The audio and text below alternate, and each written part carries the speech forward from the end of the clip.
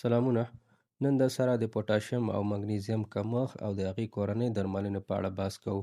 پوتاشیم او مګنیزیم زموږ د بدن دوه ډېر مهم منرالونه دي.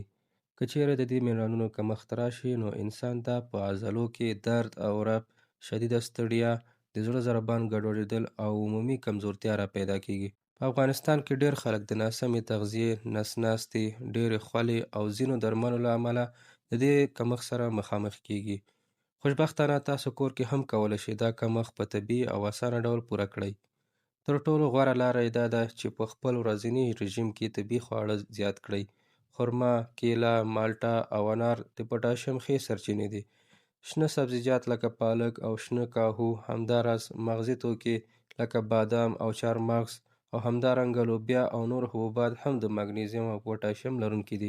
یوه ساده او اغیزمنه کورنۍ درملنه یې دا ده چې هر ماښام یو ګیلاس تودې شیدې له یو قاشقه شاتو سره وڅښئ. دا کار ستاسو د بدن مګنیزیم کچه په طبیعي ډول لوړوي. که چیرې د ناریل اوبه موجودې وي هغه هم ډېر ښه دي ځکه چې طبیعي الکترولایتونه او پوتاشیم لري. او تر ټولو مهم کافي اوبه څښل دي. کله چې څوک نس ناستې ولري یا ورڅخه ډېره خوله راځي نو بدن په چټکۍ سره منرالونه له لاسه ورکوي. نو په دې وختونو کې د اوبو او طبیعي محلولونو څښل حتمي دي.